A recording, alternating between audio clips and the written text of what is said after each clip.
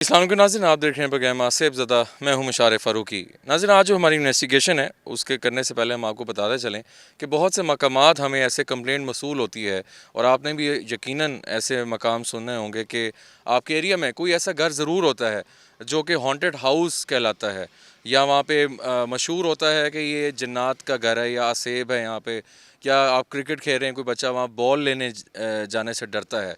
इसी तरह हमें बहुत सी कंप्लेंट मसूल होती हैं और हम इन्वेस्टिगेशन के लिए भी जाते हैं।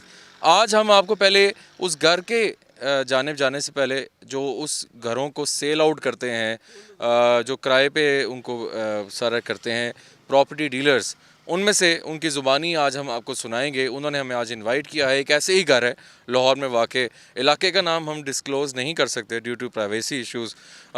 उस घर में भी यही था कि फ़ैमिली आती है, कुछ अर्सा टिकती है और फिर छोड़ जाती है। और यहाँ तो यहाँ कि जो रीसेंट फैमिली थी उसने 1 महीना वहाँ पे सिर्फ लगाया और अपनी सिक्योरिटी तक वापस नहीं ली और उस घर को छोड़ दिया। कितनी सच्चाई है या वहम है और कितनी हकीकत है, आइए जानते हैं।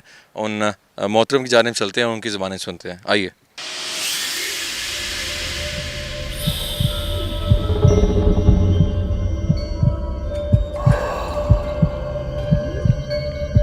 तो थोड़ा बताइएगा उस हवाले से। जी, ये होता ही है कि घर में ना रेंट आउट किया था।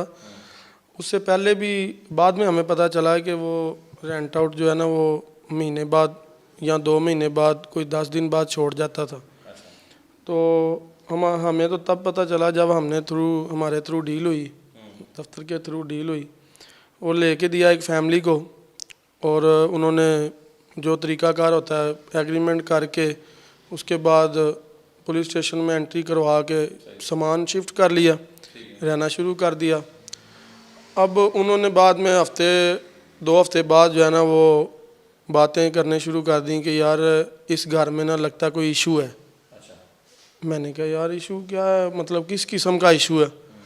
तो कितने मरले पे वो मुश्तमिल घर था और कितने लोग थे वहाँ? वो 4 लोगों की फैमिली थी, कुछ 2 उनके बच्चे थे, 4 बड़े थे, 6 टोटल फैमिली मेम्बर थे। क्योंकि हमने एग्रीमेंट में वो लिखते हैं ना कि कितने बालग हैं कितने नाबालिग हैं। तो उन्होंने ये मुझे बताया कि जी 2 हफ्ते बाद ना तकरीबन कि जी यार ये ना घर में इशू है कोई। मैंने कहा क्या? ये बच्चे डरते हैं रात को।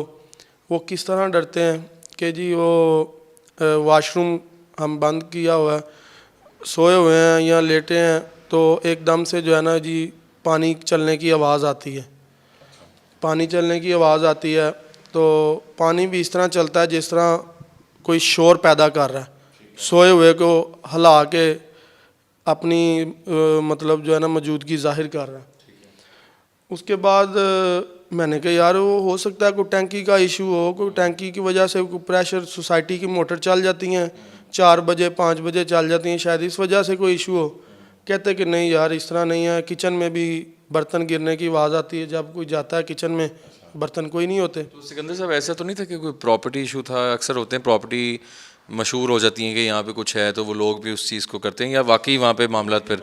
अच्छा, ठीक है। आप फिर वहाँ खुद भी गए? हाँ, ऐसी बात नहीं है। मसला ये है कि ये तो बातें बाद में जब हमने सर्च की तो हमें पता चली कि पहले भी इधर फैमिली रह के छोड़ के चले गई हैं।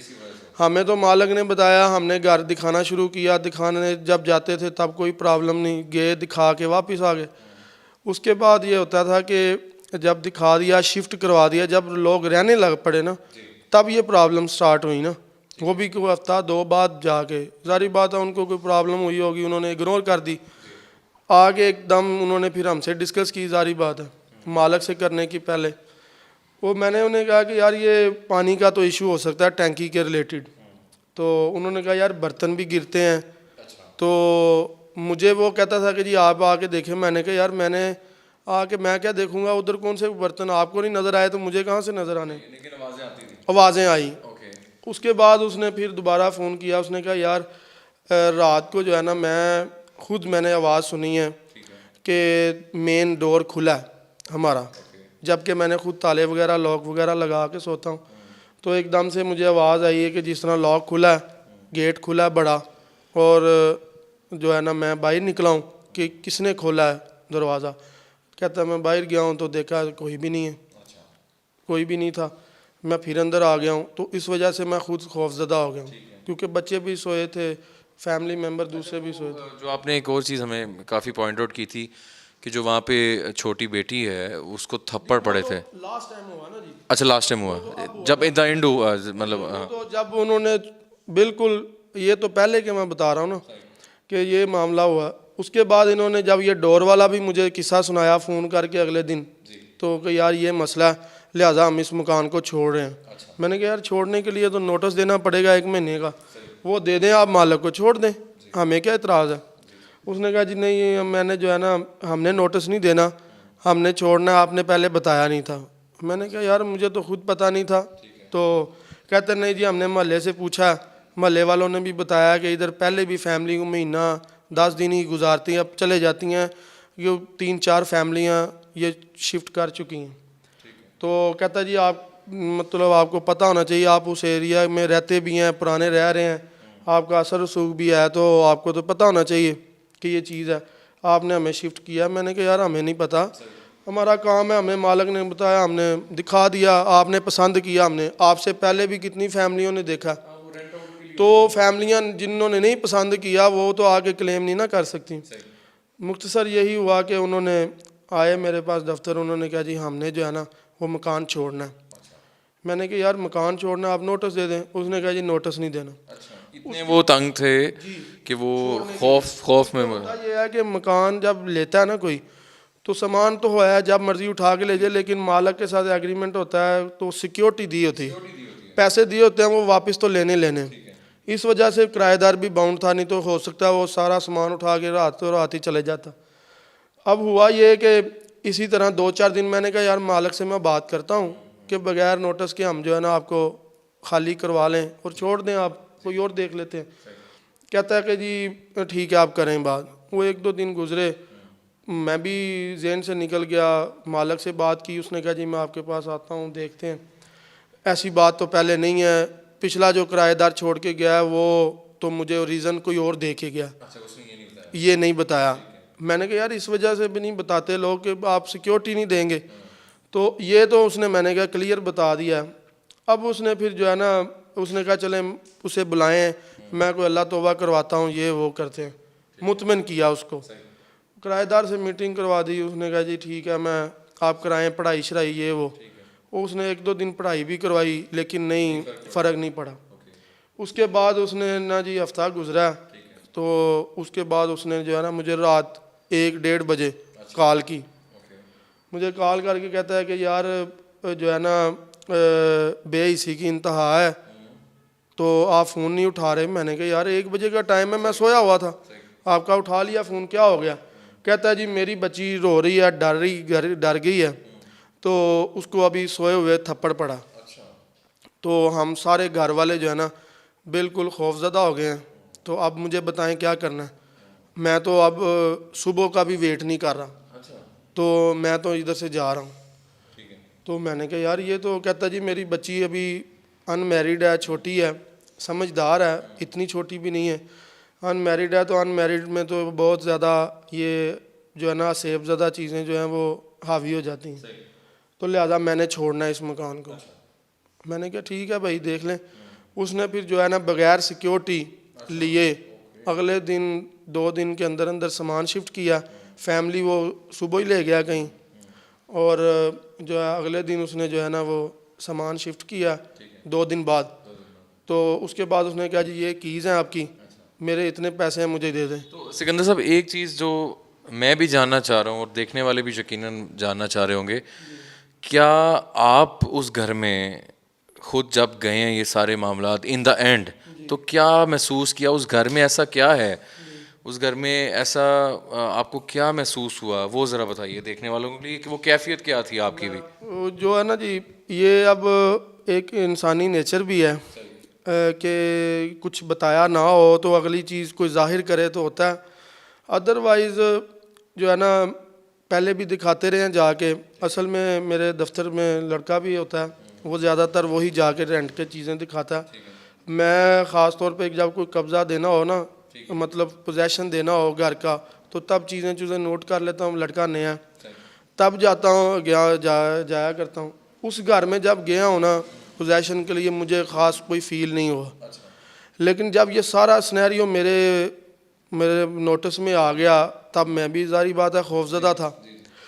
तो उस टाइम जब उनके घर गया हूँ ना, मतलब कि चीज़ें वगैरह देखने के लिए कि यार कोई चीज़ तो नहीं उतार के ले गए, मालक के साथ गया हूँ, तो तब ना एक ज़हन पे जिस तरह होता है ना बड़ा बोझ था। मतलब कि घर के अंदर एंटर हुआ हूँ तो जिस तरह बहुत भारी वज़न जो है ना वो मतलब मेरे कंधों पे आ गया। तो उसके बाद जो मैंने मतलब जिस तरह हमने चक्कर लगाया, मालक से डिस्कशन की, सारा कर करा के हम बाहर आ गए। जो ही मैं थोड़ा देर दफ्तर में आया हूँ तो आहिस्ता आहिस्ता नॉर्मल हो गया सिस्टम, कोई इशू नहीं हुआ।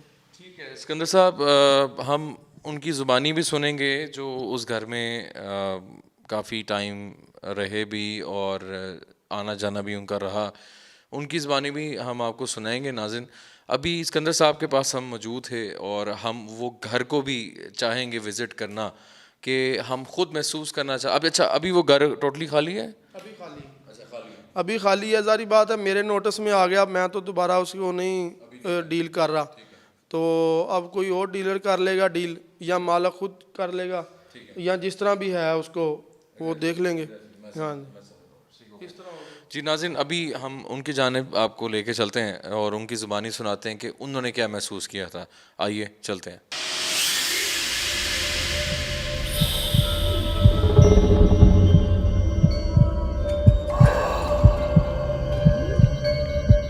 अच्छा नाज़रीन, अभी जिस तरह हमने पहले आपको इंटरव्यू सुनाया, उनकी ज़ुबानी सुनाई, जो कि प्रॉपर्टी का काम करते हैं, अब हम उनकी जानिब जा रहे हैं जो उस घर में रह के आए हैं और उनकी ज़ुबानी सुनते हैं। अस्सलाम वालेकुम भाईजान, कैसे हैं आप? ठीक हैं?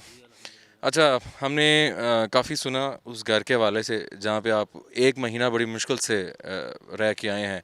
क्या था ऐसा खौफ जो कि आपको मजबूर कर दिया कि वो घर छोड़ना पड़े? अच्छा सर, सबसे पहले तो मैं इन चीज़ों पे बिलीव नहीं था करता पहले ना। तो मैंने प्रॉपर्टी डीलर के पास गया, 8 मरले का, मैंने कहा मुझे पोर्शन दे दे, फैमिली को शिफ्ट करना है। जी। तो मैं गया, हमने ले लिया, फिर उनके पसंद आ गया, चले गए। तो जब हम शिफ्ट हुए हैं, स्टार्टिंग पे तो कुछ भी ऐसा इशू नहीं था, 3-4 दिन। लेकिन 4-5 दिन बाद ना, वो हफ्ते बाद जो ऐसा हुआ कि घर वालों बच्चों को ना अजीब अजीब सी, मसलन के कोई आवाज़ें वगैरह, बर्तन गिर गए, अच्छा। वो क्या कहते हैं, टूटी चल गई अच्छा, वाशरूम की। आप सुबह के टाइम घर पे होते थे या जॉब वगैरह पे जाते थे? नहीं, सुबह मैं तकरीबन 9 बजे चला जाता था और दोपहर को भी मेरा 1-2 बजे चक्कर लगता था घर, और रात को तो मैं शाम को 5 बजे के बाद तो घर ही होता था। अच्छा, थोड़ा ये बताएं कि ये कितने टाइम बाद ये मामला शुरू होने लग गया, और दूसरा ये बताइएगा क्योंकि आपने तो वो जगह रह कर आए हैं, आपने वो ख़ास चीज़ को महसूस की है। उस घर में जब आप एंटर होते थे, जब आपको ये चीज़ें महसूस होने लगीं, तो क्या कैफियत क्या थी, क्या महसूस क्या होता था?